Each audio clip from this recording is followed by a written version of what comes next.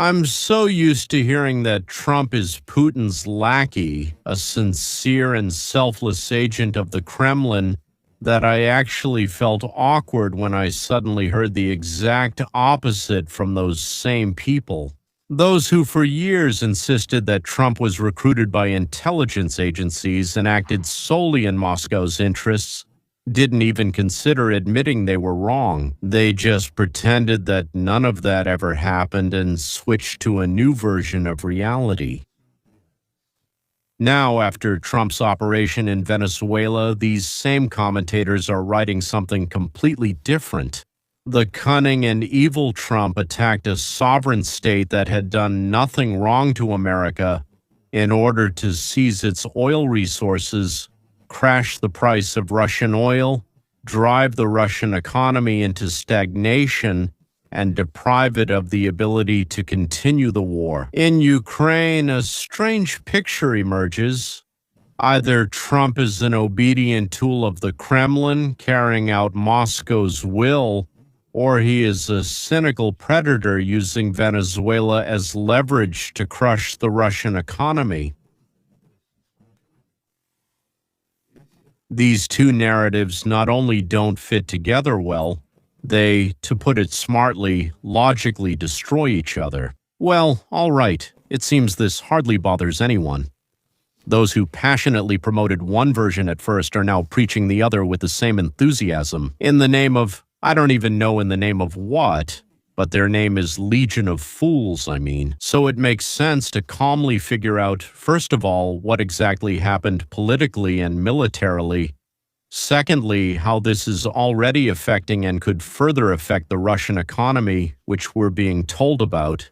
And thirdly, what will all this lead to for the war in Ukraine? The strike on Venezuela, Russian officials and patriotic speakers reacted to the United States operation in Venezuela almost in unison.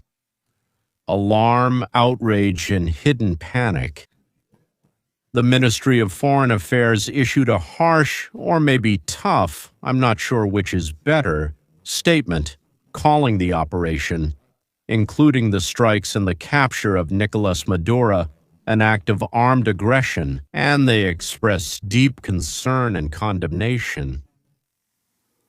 The American reasons were declared unfounded, and Moscow had no choice but to express solidarity with the people and leadership of Venezuela, its oil ally, and with anti-American rhetoric. Russian Senator Pushkov reminded that the strategic goal of the United States is to control Venezuela's oil, which has the largest proven reserves in the world. Well, with proven reserves. Yes, Dmitry Medvedev put it even more simply. Trump doesn't hide that he wants to seize Venezuelan oil, but neither Russia nor China ever hid the same thing. Oleg Deripaska went further than anyone. And if the United States gains control over the oil fields of Venezuela and Guyana, they will control more than half of the world's proven oil reserves.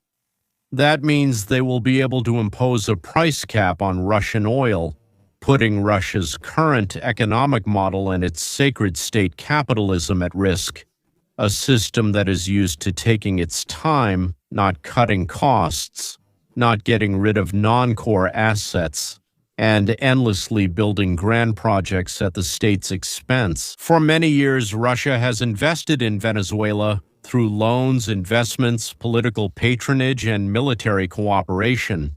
A significant part of these investments could now be lost overnight if the regime in Caracas ends up completely under Washington's influence. In Russian media and expert circles, the same question is being raised more and more often. If there are American companies, will they increase oil production in Venezuela? The world will get a new powerful flow of oil, and prices will have to adjust downward. Oil, ruble, and budget scissors. For Russia, the price of oil is not just a chart in a trader's terminal, but the rhythm of the entire economy. The cheaper the oil, the weaker the ruble. The weaker the ruble, the more expensive imports become, and the higher the domestic inflation.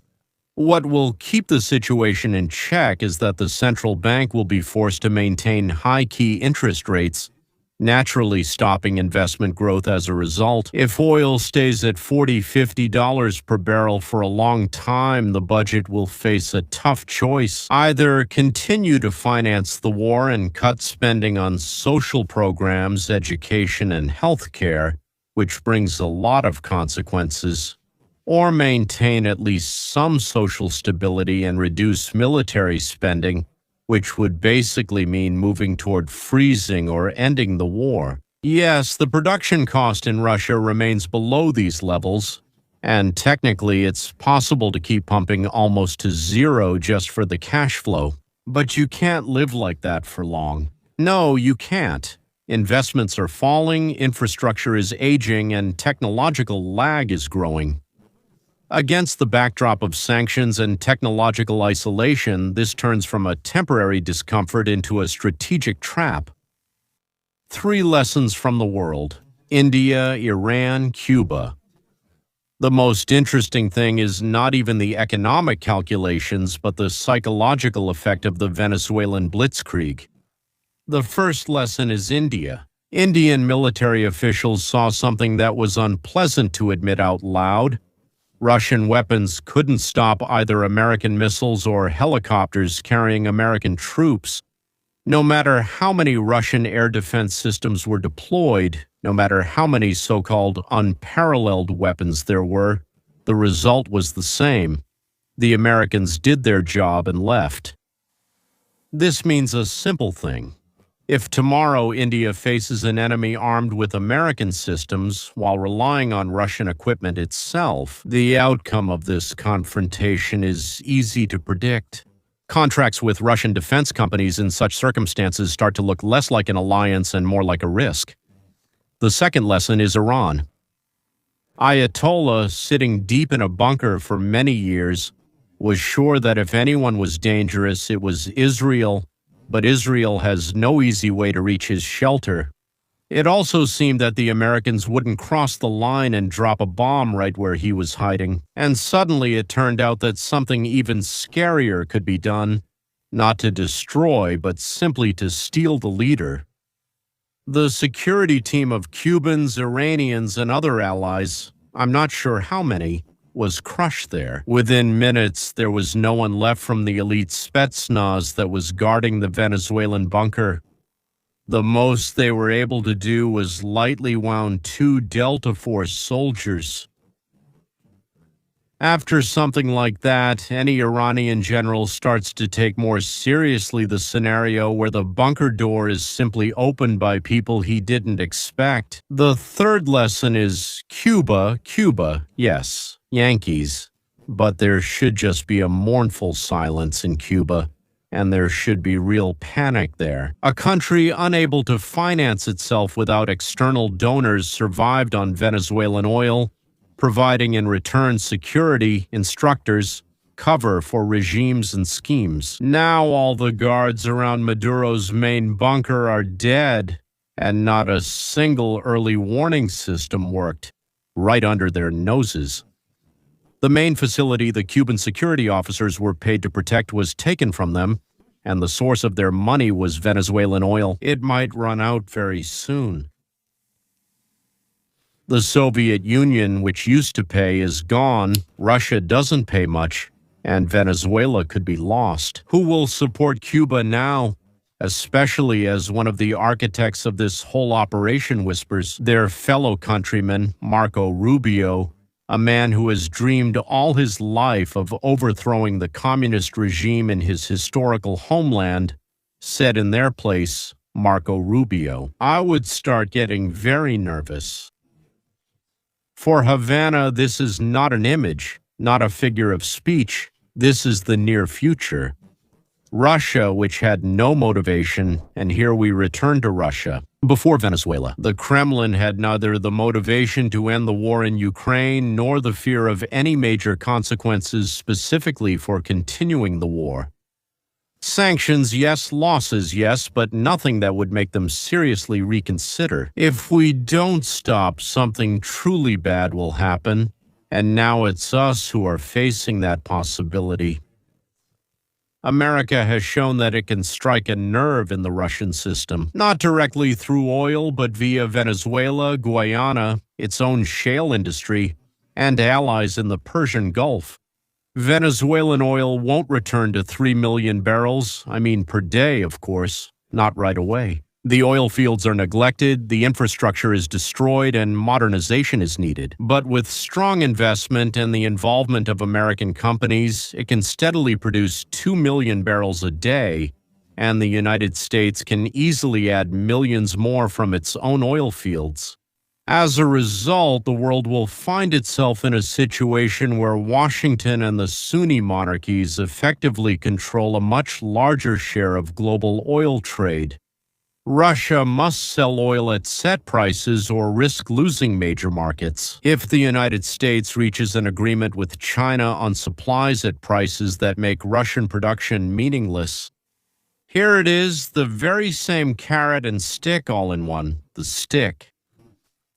The risk of cheap oil, a budget collapse, stagnation, and the possibility to negotiate. By ending the war in exchange for relative stability and access to markets, the Kremlin may, for the first time in many years, have real motivation to think of ending military actions not as a defeat, but as salvation.